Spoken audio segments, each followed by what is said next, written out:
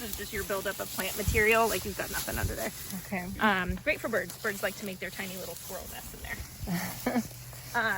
But you'll get ants that build their nests, and they'll grow about this tall, and then you get your plant material that kind of like builds on top of it and on top of it, and you can have like thigh-high ant homes that are hummocks. Okay. And then they create these really wonderful, similar to what the thatch does as it builds up, is these spaces in between of bare ground, which are certain ground nesting birds really benefit from having those little pockets of bare ground. Okay, so do you see anything back here that looks like an ant hill? I don't yet. Yeah. But that doesn't mean that they're not Okay. out here somewhere. So you've got a red-winged blackbird right there. Oh, cool. Sedges have edges, so these really pronounced edge on it. Oh, yeah. So this is I forget what kind of sedge, and then this is I think your common bulrush. Bulrush. Yeah, so that's a rush. And then you've got your buttercups. And then what is it that we're smelling that smells like mint? Pennyroyal. Pennyroyal. Oh, I love that. So Vicki told me that when they bought the property, this was hay back here. It's a lot wetter than what you had up front. Yeah. And that could be because they didn't, some places they'll create a drainage system and drain the water out. This might not be drained back here the way it is up front. So your soil stays wetter, which is actually one of the reasons probably why you've got more of these buttercups and then these little guys, which is a flax. Oh, isn't that beautiful? I forget which kind of flax, but Yeah, that is so another pretty. And these little yellow ones are buttercup. wetland flower. Beautiful.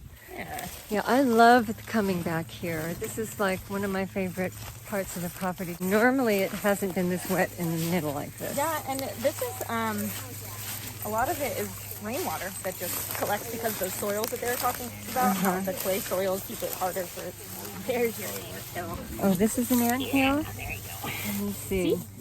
There they are. Oh, look at that. Okay, so they don't typically have reeds growing out of them. Right. Okay. Yeah, they'll build up a little bit because you still get the plant material that grows, but nope. Okay, so are they destructive? Are they bad to have? Not at all. No. They're They're good? just a natural component, and you're about to walk on another one. Oh. Yeah. Well, there's a lot back here. Oh, are you finding them? Yeah. Yeah, we just saw one. We can come and try and get them out, so the bears will come through. That evidence. Do we have bear here? Oh yeah. Yeah. Seriously? Uh-huh. Yeah, you've got black bear. So black bear, the foxes will also go through and dig these guys up. Huh. Your folks, if there's anyone out here mowing, hate them because they're wrecked on machinery. Yeah, right. That's what she doesn't like. I just want to keep this all natural back here. What is this? Oh, Hard to say. is it a coyote or cat? This looks like a cat.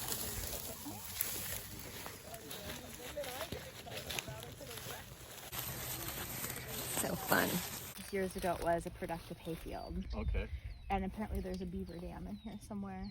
Oh, good. That, yeah, that, you know, kind of like it's good Backs the and water. bad depending on what your goals are. Exactly. And so for some, it was like if this was going to be productive, that would be a bummer. Benefits of wetlands, a beaver, Yeah. pretty nice. I love that we have a beaver. Yeah. And this beautiful wetland area I would love to keep as a wetland, you know, and I thought about putting like an observation deck or something over there by the woodland area or even back here so people could camp out and watch and kind of see what goes on back here. I also am a huge proponent of beavers. I think that the value of you having a beaver here that is reconnecting that creek to the floodplain completely outweighs this needing to be farmed. Yeah, there's plenty of other space to farm. Yeah, I agree.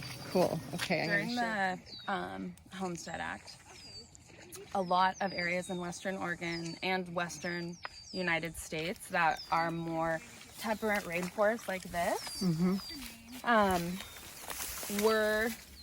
this land was, you know, advertised as come claim a stake, and if you can prove to the government that you can make your land productive, we'll give it to you.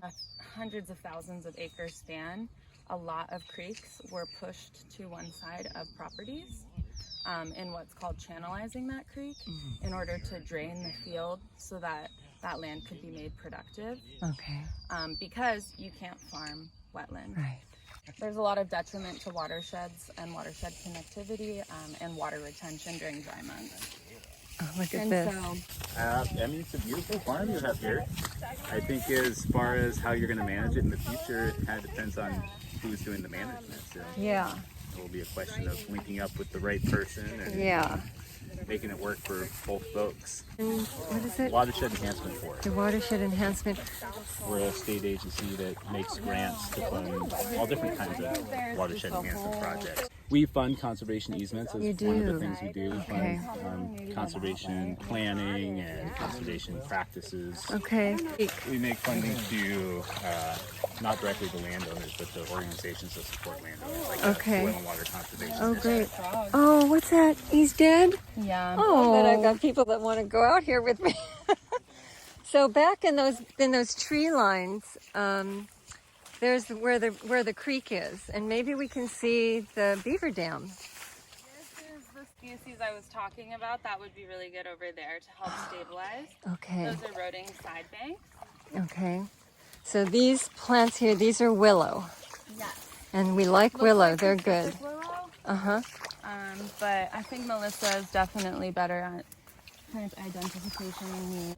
I work as a riparian restoration specialist mainly, and that was my job in Central and Eastern Oregon for about 5 years, and I just moved to Eugene 2 years ago. So a lot of the plant species are the same, but there's far more in Western Oregon than there are in Eastern Oregon. Oh, this is cool. Look at this. Yes, I haven't walked back here in a lot of years. This is great. I love So it. these are all little channels that the beaver probably makes, or if you have river otter. Or river otter. We could have river otter back here, you think? Hard to say. One way of telling is what are called. Do you know what like owl pellets are? Oh, yeah. So when owls eat like a whole mouse, then they'll spit up the bones and the fur. River otter also do that sometimes, or their poop will have a lot of exoskeleton from like crawdads. Oh, wow.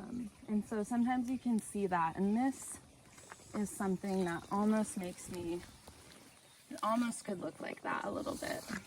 Down where? Right there. The white part? Yeah, it looks like broken shell almost. Oh, yeah. I'll try to see if I can. Hard to tell in the reflection. Oh yeah, that's skunk cabbage. It's native. That is so cool. Here's our little beaver dam. And then there's a little side channel. Oh, let me That see. is so amazing. That's the dam. Look at that. Industrious little guy. They sure are.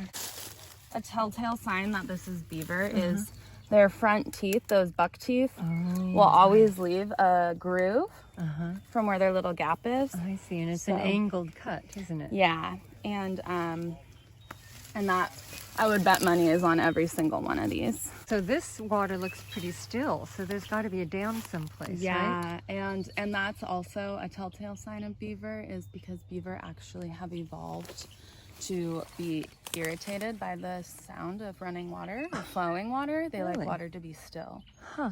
There have been studies on like beaver heart rate Oh, around. Yeah, but this is, I mean, this could honestly even be part of their lodge Oh. where they like live in here. Oh. I would, if you stand up right here, maybe You're on top of his roof. just right there. Yeah. You can see where they enter in the whole muddy little apartment building. Oh, there's an opening down here. Yeah. Oh, I see. Right. Oh, this is so cool. Really incredible. Yeah, I think Another this whole dam. creek has to just be covered with dams. Oh, that's really cool. It really is. This is amazing. This is probably the best dam complex I've seen since I've been here. Oh, in Western Oregon. Wow, that's quite cool to know. Oh yeah, and so see that, it's kind of hard to see, but down in the grass there's one of those chews again. Yeah, and so if you're out in like nature on a hike too, you can tell a beaver chew versus like trail crew, because trail crew will be cut. This is an incredible property.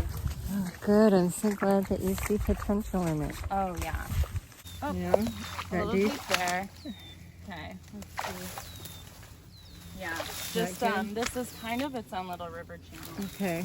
So Oh my goodness.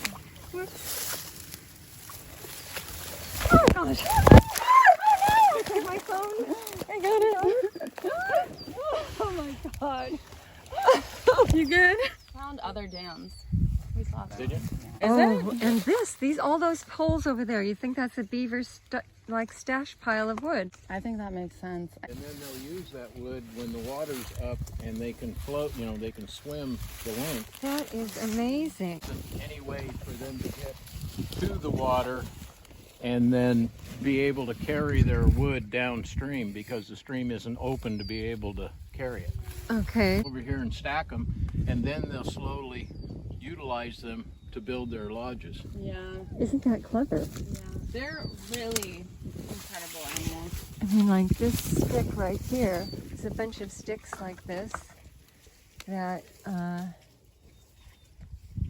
stacked here. Well-defined trail along. Yeah, there's a lot. And that tells me that probably the beavers are using this trail, and the reason why it's knocked down is because their tail drags Oh, in really? the grass. Yeah. Oh, wow. That's so cool.